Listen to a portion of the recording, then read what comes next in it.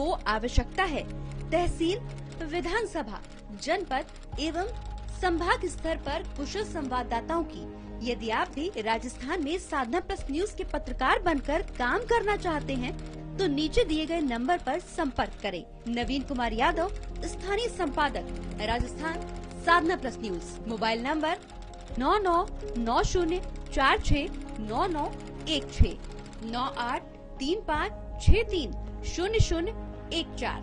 राजस्थान में Sadhana plus news को आवश्यकता है।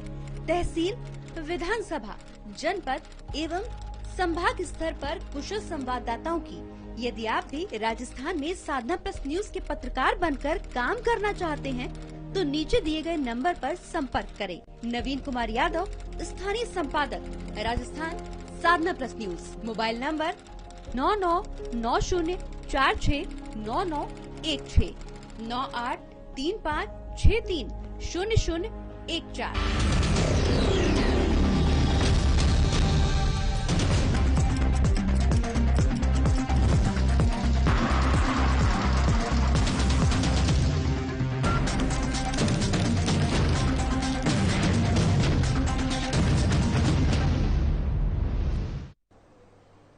नमस्कार, मैं हूं आपके साथ प्रगति चतुर्वेदी और आप देख रहे हैं मारो राजस्थान। तमाम बड़ी खबरों की शुरुआत करेंगे, लेकिन उससे पहले एक नजर इस वक्त की हेडलाइंस पर। अलवर में बुलडोजर से तोड़ा गया 300 साल पुराना मंदिर। मंदिर तोड़ने से जनता में दिखी नाराजगी। 85 मकान और दुकानों को किया गया ध्वस्त।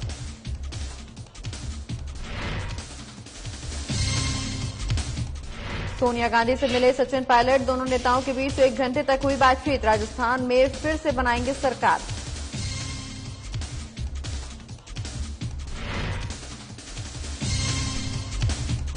मंदिर तोड़ने के बाद गरमाई राजस्थान की सियासत। विपक्ष ने कांग्रेस पर लगाए आरोप। कांग्रेस पर हिंदू भावनाओं को ठेस पहुंचाने के लगे आरोप।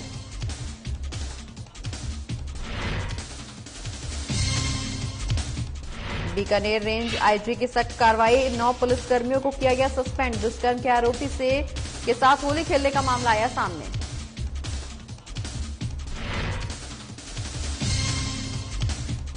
और जयपुर में पीटीआई के 6000 पदों पर भर्ती की अनुमति। बेरोजगार एकीकृत महासंघ ने जताया आभार। शिक्षा मंत्री का जताया गया आभार।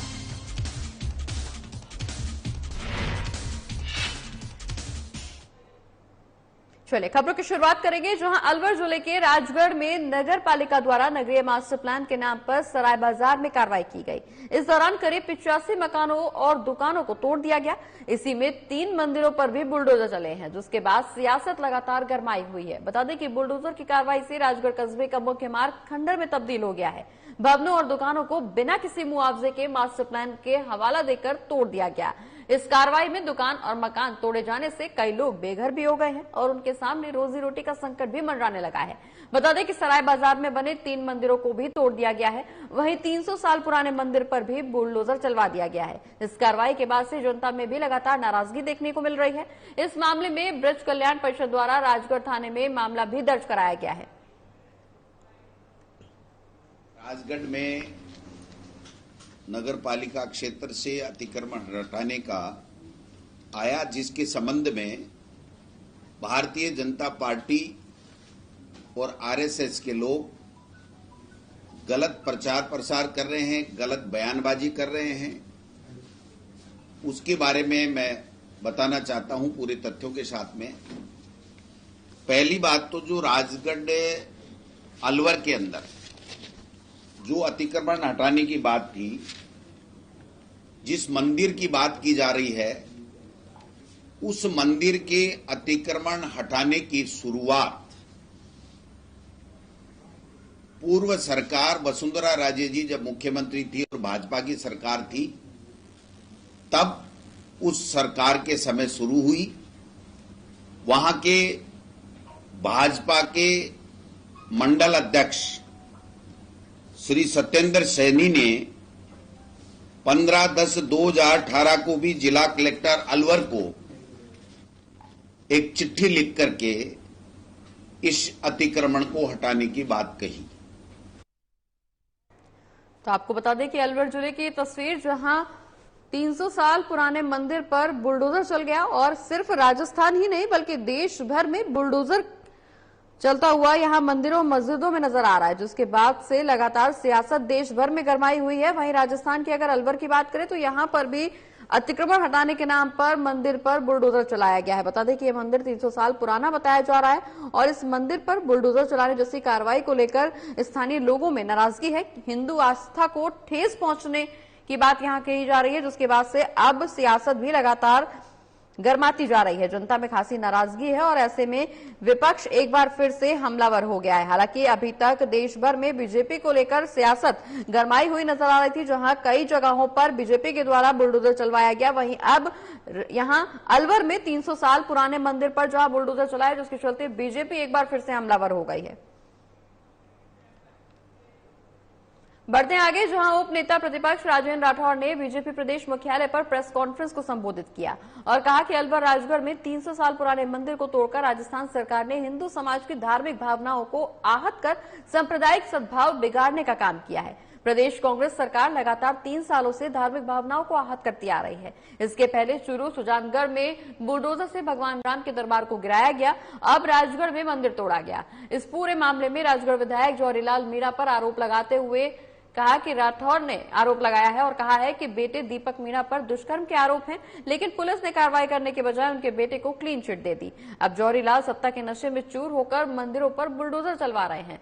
राठौड़ ने यह भी कहा कि अलवर जिला अपराध का पर्याय बन चुका है, जहां मॉब लिंचिंग, मुखबधिर बच्ची का दुष्कर्म, दलित उत्पीड़न की घटनाओं पर लगाम लगाने की बजाय कांग्रेस विधायक कानून को ताक पर रखकर अपनी शक्तियों का दुरुपयोग कर रहे हैं। ऐसे कारण पैदा हो जाते हैं जिससे सांप्रदायिक सद्भाव बिगड़ने की संभावनाएं बढ़ जाती है।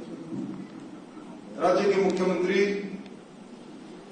हर बिगड़े हुए सांप्रदायिक सद्भाव पर भारतीय जनता पार्टी को दोषारोपित करते हैं। करौली के मामले में भारतीय जनता पार्टी के राष्ट्रीय अध्यक्ष पर जिस प्रकार की ओछी टिप्पणी की गई, गृह मंत्री पर जिस प्रकार प्रतिदिन मुख्यमंत्री जी टिप्पणियां करते जा रहे हैं, ये सब हमारे सामने है। अभी चूरू के अंदर, सुजानगढ़ के अंदर राम दरबार को तोड़े जाने की घटना की शायद सुखी नहीं थी कि अलवर राजगढ़ के अंदर 300 साल पुराने मंदिर को सरेआम ध्वस्त किया गया। जिस प्रकार चूरू की घटना को लेकर सरकार ने पहले ये कहा कि एनएचआई का है और उसके बाद जब विधानसभा में मैंने तथ्य रखे तो उन्होंने कहा नहीं, ये स्टेट हाईवे है और गलती उन्होंने स्वीकार करके पुनः उस दरवाजे को बनाना प्रारंभ किया है। उसी प्रकार राजगढ़ की घटना, मंदिर तोड़ने की घटना पर कई प्रकार के झूठे सच्चे आक्षेपित करने के काम कांग्रेस के अध्यक्ष जी ने भी अपने प्रेस कॉन्फ्रेंस से। बढ़ते आगे, जहां प्रदेश के पूर्व डिप्टी सीएम सचिन पायलट ने गुरुवार शाम कांग्रेस अध्यक्ष सोनिया गांधी से मुलाकात की। दोनों नेताओं के बीच करीब 1 घंटे तक बातचीत हुई। बता दें कि यह मुलाकात सोनिया गांधी के आवास 10 जनपद पर हुई। वहीं कांग्रेस अध्यक्ष से मिलने के बाद सचिन पायलट ने कहा कि जिस तरह से दमनकारी नीतियां केंद्र की ओर से अपनाई जा रही हैं, उसको देखते हुए राजस्थान में क्या कुछ राजनीतिक रणनीति अपनाई जाए, उसको लेकर मैंने कांग्रेस अध्यक्ष सोनिया गांधी को अपना फीडबैक दिया है। पीके के मसले पर सचिन पायलट ने यह भी कहा है कि कांग्रेस अध्यक्ष ने एक फीडबैक कमेटी बनाई है, उसी के आधार पर कांग्रेस पार्टी काम कर रही है। जल्द ही आगे इस पर फैसला लिया जाएगा। पायलट की सोनिया गांधी से हुई मुलाकात ऐसे समय पर मानी जा रही है जब कि एक दिन पहले बुधवार को मुख्यमंत्री अशोक गहलोत ने सोनिया गांधी से लंबी चर्चा की थी। बता दें कि सोनिया गांधी से हुई मुलाकात के बाद सचिन पायलट आत्मविश्वास से लबरेज नजर आए। माना यह भी जा रहा है कि उनकी कुछ डिमांड पर आलाकमान गंभीर है। पार्टी बनी हुई है, लेकिन जो एआईसीसी ने कमेटी बनाई थी लगभग 2 साल पहले, उसके माध्यम से राजस्थान के अंदर संगठन सरकार में कुछ कदम हम लोगों ने सही दिशा में उठाए हैं। उसी पर हमें और आगे काम करना है ताकि हम लोग संगठित रूप से 2023 के विधानसभा चुनावों में राजस्थान में दोबारा सरकार बना सकें। ये हम सबका मत है। इसी सिलसिले को लेकर हमने चर्चा करी है। इससे पहले मैं कांग्रेस प्रेसिडेंट से पहले भी मिला था, आज दोबारा मुलाकात हुई है, अच्छी मुलाकात हुई है। मैं समझता हूं कि आने वाले समय में हम लोग और मजबूती से आगे बढ़े। तो आपको बता दें कि सचिन पायलट सोनिया गांधी से मुलाकात करने पहुंचे हैं और राजस्थान में फिर से सरकार बनाने का उन्होंने दावा किया है। लगभग 1 घंटे तक ये मुलाकात चली है, जिसके बाद सचिन पायलट आत्मविश्वास से लबरेज नजर आई। ये तस्वीरें आपकी टीवी स्क्रीन पर, जहां सोनिया गांधी से मुलाकात करने के बाद वो मीडिया से रूबरू भी हुए और इस दौरान आत्मविश्वास से परिपूर्ण नजर आए और उन्होंने कहा कि एक बार फिर से सरकार बनाएंगे। और इसी खबर पर ज्यादा जानकारी के लिए हमारे साथ स्टेट हेड प्रवीण भार्गव हमारे साथ जुड़ गए हैं। प्रवीण, जिस तरह के कयास यहां लगाए जा रहे हैं कि आगे आने वाले समय में सियासी भूचाल आ सकता है, सोनिया गांधी से सचिन पायलट की हुई मुलाकात के बाद जिस तरह से वो आत्मविश्वास से परिपूर्ण नजर आ रहे हैं, कहीं ना कहीं ये कयास सच साबित हो सकते हैं आगे आने वाले समय में। बिल्कुल प्रगति, आपने बिल्कुल सही कहा है, लेकिन ये मैं आपको सबसे पहले तो बता दूं कि राजस्थान के पूर्व उप मुख्यमंत्री सचिन पायलट की कांग्रेस अध्यक्ष सोनिया गांधी से 12 दिन में ये दूसरी बार मुलाकात हुई है। इस दौरान राजस्थान समेत देश भर की कांग्रेस को आमजन की आवाज बनाने के लिए इस बैठक में चर्चा की गई है।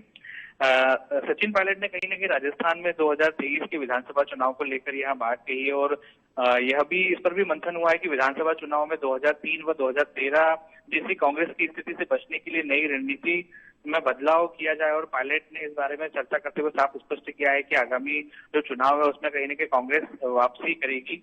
इसकी बिल्कुल रणनीति बनाई गई है।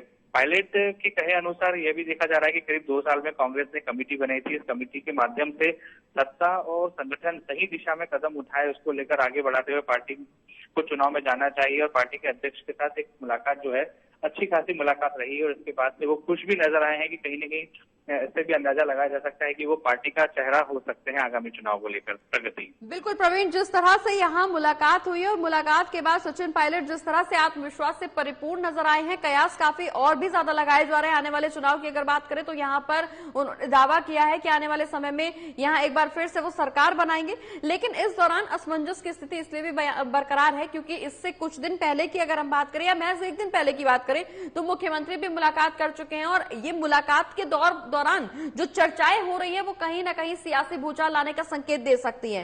हालांकि लगातार विपक्ष हमलावर है, लेकिन ऐसे में यहाँ कांग्रेस अपनी रणनीति में कहीं से भी पीछे नहीं है। कांग्रेस कोई कोर कसर नहीं छोड़ना चाहता कि सरकार यहाँ पर कांग्रेस की ही बने। बिल्कुल कह सकते हैं सचिन पायलट ने सोनिया गांधी से मुलाकात करने के बाद से, जिसके बाद से उन्हें बड़ी जिम्मेदारी देने की बात जो कही जा रही है उस पर चर्चा तेज हो गई है। वहीं पायलट ने भी सोनिया गांधी से चर्चा की और मुलाकात में कहा है कि पार्टी के नेतृत्व में जो भी उन्हें दायित्व दिया जाएगा वो उसका सही तरह से निर्वहन करेंगे और वो यही चाहते हैं कि राजस्थान में हर 5 साल में सरकार बदलने की जो दशकों से पुरानी परंपरा बनी आई है उसको इस बार वो तोड़ना चाहते हैं।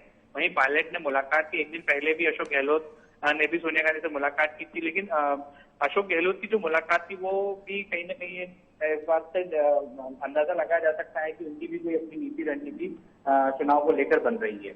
प्रगति, बिल्कुल प्रवीण, यहाँ चुनाव को लेकर रणनीति जरूर तैयार की जा रही है, लेकिन अगर यहाँ बात बीजेपी और कांग्रेस के बीच की जाए तो कहीं ना कहीं जहाँ बीजेपी शासित राज्य है वहाँ कांग्रेस हमलावर है और अगर इस दौरान राजनीति की बात की जाए तो कई मुद्दों को लेकर यहाँ राजनीति की जा रही है जहाँ कांग्रेस या बीजेपी पर हमलावर है। लेकिन अगर राजस्थान की बात की जाए तो राजस्थान में बीजेपी लगातार कांग्रेस पर हमलावर है और इस दौरान जो आम मुद्दा पूरे देश भर में बना हुआ है वो कहीं ना कहीं अतिक्रमण का बना हुआ है।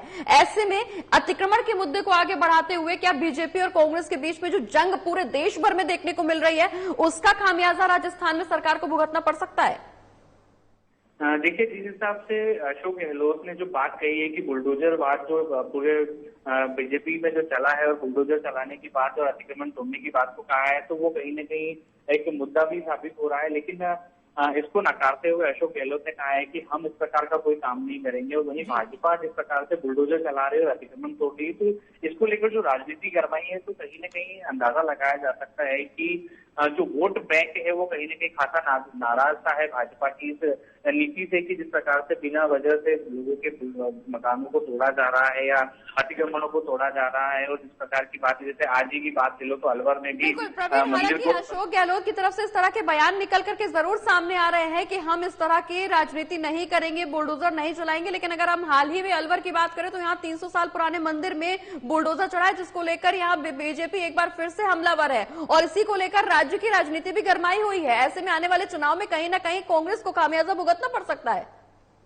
प्रगति इसमें भी एक बार सामने नजर आई थी कि आज प्रदेश के जो अध्यक्ष हैं गोविंद सिंह डोटासरा कांग्रेस के, उन्होंने इस बात को स्थिति को स्पष्ट कर दिया था कि 300 साल पुराना मंदिर इस पर बुलडोजर चलाया गया है।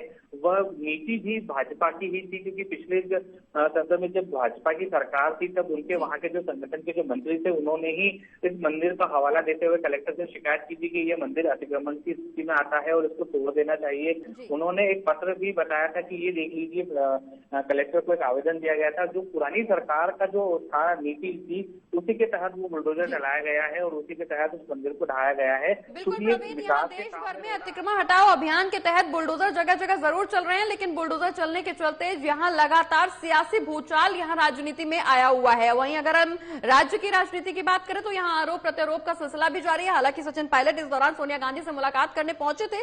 1 घंटे की मुलाकात के बाद वो आत्मविश्वास से परिपूर्ण नजर आए। देखना ये होगा कि ये आत्मविश्वास आगे आने वाले चुनाव में उनके लिए कितना लाभदायक साबित होता है। बहुत बहुत शुक्रिया प्रवीण, ये तमाम जानकारी हमारे दर्शकों तक पहुंचाने के लिए। बढ़ते हैं आगे, बात अब हनुमानगढ़ की करेंगे, जहां पल्लू थाने में दुष्कर्म के आरोपी के साथ होली पर डांस करने वाले थाने के थानेदार सहित 9 पुलिसकर्मियों को सस्पेंड कर दिया गया है। रेंज के पुलिस महानिरीक्षक ओम प्रकाश ने आज इस मामले पर आदेश भी जारी किया है, जहां बीकानेर रेंज आईजी ओम प्रकाश ने बताया है कि प्राथमिक जांच में 9 पुलिसकर्मी दोषी पाए गए हैं। इन सभी के खिलाफ अनुशासनहीनता करने और कर्तव्यों का सही पालन नहीं करने के खिलाफ कार्रवाई की गई है। सभी 9 पुलिसकर्मी निलंबित रहेंगे और इस दौरान इनका मुख्यालय चूरू पुलिस लाइन होगा।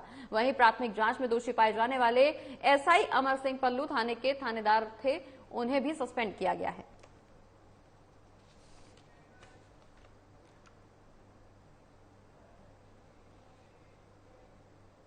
वहीं सरकारी स्कूलों में शारीरिक शिक्षकों के पद पर होने वाली भर्ती एक नया इतिहास कायम करने जा रही है। सरकार की ओर से 6007 पदों पर आने वाले समय में वरिष्ठ शारीरिक शिक्षक और शारीरिक प्रशिक्षण अनुदेशक ग्रेड 3 के पदों पर आगामी समय पर भर्ती होने जा रही है। बता दें कि वित्त विभाग ने 5546 पदों पर जहां भर्ती की अनुमति ली है, वहीं शिक्षा विभाग की ओर से 461 पदों पर वरिष्ठ शारीरिक शिक्षकों की भर्ती की अभ्यर्थना राजस्थान लोक सेवा आयोग को भेज दी गई है, जिस पर प्रदेश के बेरोजगार युवाओं ने खुशी जताई है। वहीं इस मौके पर प्रदेश के बेरोजगार युवाओं ने शिक्षा मंत्री डॉक्टर बीडी कल्ला के आवास पर पहुंचकर उन्हें 101 फीट का साफा और 11 किलो की माला पहनाकर उनका स्वागत किया है।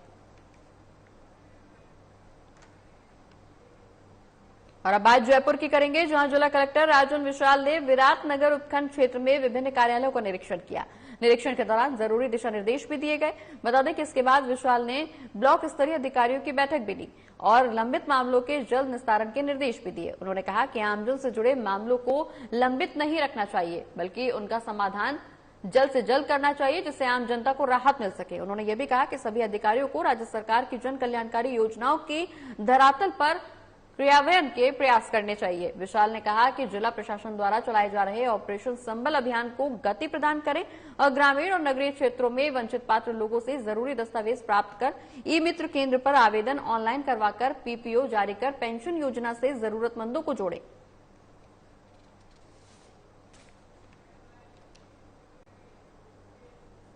बढ़ते आगे, जहां अपराजित फाउंडेशन की ओर से वैशाख मास के पावन महीने को सेलिब्रेट किया गया। फाउंडर हर्षिता शर्मा ने बताया कि इस महीने को धार्मिक रूप से बहुत ही पावन माना जाता है, इसलिए धार्मिक प्रवृत्ति के गायत्री स्वामी द्वारा कार्यक्रम का संयोजन बहुत सुंदर तरीके से किया गया। इस महीने में पीले रंग के महत्व को ध्यान में रखते हुए थीम पीला ही रखा गया। वहीं इस दौरान नृत्य और भजनों का लोगों ने आनंद लिया। बलजीत तनेजा ने विष्णु और गायत्री स्वामी से लक्ष्मी के रूप में सभी का मन मोह लिया। वहीं इस महीने से जुड़े हुए कुछ गेम भी खेले गए, जिसमें मंजू गुप्ता और रेणु शर्मा भी विजेता नजर आई। आपको बता दें कि इस दौरान जयपुर में धूमधाम से बैसाख का महीना मनाया गया और इस दौरान लोगों ने बढ़ चढ़कर यहां कार्यक्रम में हिस्सा लिया। रंगारंग कार्यक्रमों की प्रस्तुति भी दी गई और अपराजिता फाउंडेशन की तरफ से ये बैसाख महीना कार्यक्रम का शुभारंभ किया गया था और इस दौरान धूमधाम से कार्यक्रम यहां मनाया गया।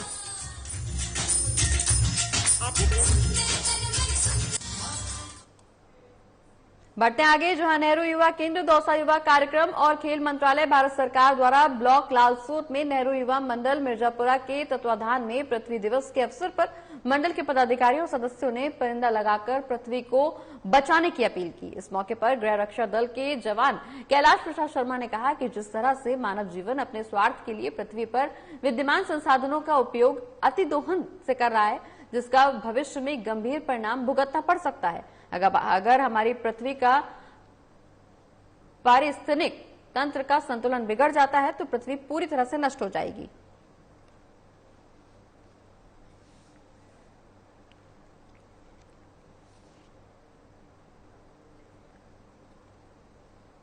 तो आपको बता दें कि पृथ्वी दिवस पर यहां लोगों से पृथ्वी के संरक्षण की अपील की गई और मौके पर तमाम लोग मौजूद नजर आए। जिस दौरान पृथ्वी दिवस के मौके पर मंडल के पदाधिकारियों और सदस्यों ने पृथ्वी को बचाने की जनता से अपील की। यहां परिंदा लगाकर पृथ्वी को बचाने की लोगों से अपील की गई और ऐसे में आने वाले समय में पृथ्वी का ध्यान रखते हुए जो गंभीर परिणाम, अगर हम पृथ्वी का ध्यान नहीं रखेंगे और इसमें संरक्षण की स्थिति नहीं आएगी तो कहीं ना कहीं आगे आने वाले समय में गंभीर परिणाम भुगतने पड़ सकते हैं। ये भी अपील करते हुए ये कहा गया कि पृथ्वी का संरक्षण करना जरूरी है और विद्यमान संसाधनों का उपयोग अतिदोहन से जो किया जा रहा है उसको हमें करना बंद करना पड़ेगा।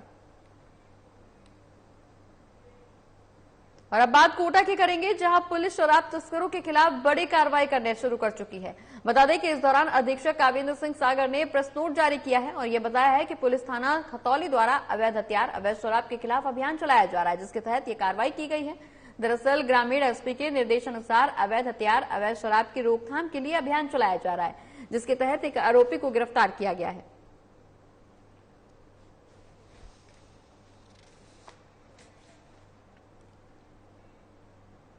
और इटावा पंचायत समिति प्रधान रिंकू मीना ने बताया है कि 4 दिन पहले कथित अवैध बजरी के ट्रैक्टर से गिरधरपुरा गांव के राकेश मीना की मृत्यु हो गई थी, लेकिन पुलिस प्रशासन के द्वारा आनन फानन में मामले को निपटाने को लेकर मृतक का पोस्टमार्टम कराकर शव परिजनों को सौंप दिया गया। इसको लेकर नाराज ग्रामीणों ने 3 सूत्रीय मांग पत्र अंबेडकर सर्कल से रैली निकालकर इटावा उपखंड अधिकारी संतोष कुमार मीना को सौंपा है। इन्हीं ट्रैक्टरों में से एक अज्ञात ट्रैक्टर ने बाइक सवार को पिछले 4 दिन पहले टक्कर मार दी थी। बाइक सवार और उसकी पत्नी और मां के साथ साथ गांव के पास चौथ माता मंदिर के दर्शन करने वो सब जा रहे थे और इस दौरान बाइक चालक की मौत हो गई। वहीं मृतक की पत्नी और मां की हालत गंभीर बताई जा रही है, जिसके चलते उन्हें अस्पताल में भर्ती कराया गया है, जहां डॉक्टर्स की देखरेख में उनका इलाज जारी है। आरोपी को गिरफ्तार करो, आरोपी को गिरफ्तार करो।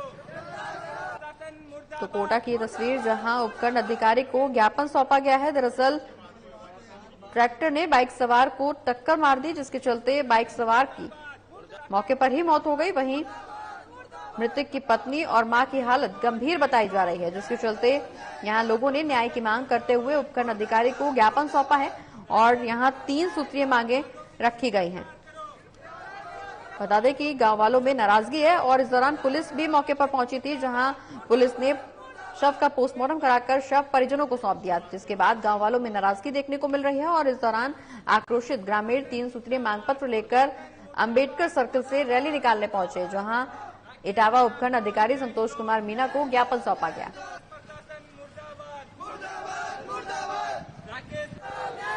आरोपी को गिरफ्तार करो, आरोपी को। और इसी के साथ मारो राजस्थान में फिलहाल इतना ही। मुझे दीजिए इजाजत, नमस्कार।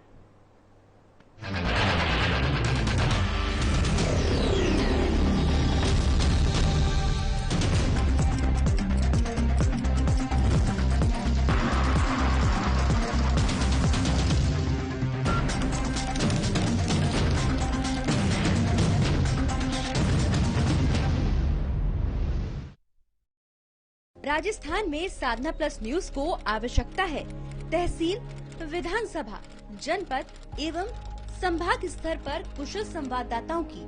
यदि आप भी राजस्थान में साधना प्लस न्यूज के पत्रकार बनकर काम करना चाहते हैं तो नीचे दिए गए नंबर पर संपर्क करें। नवीन कुमार यादव, स्थानीय संपादक, Rajasthan, Sadhana plus news. Mobile number 9990469916। 9835630014।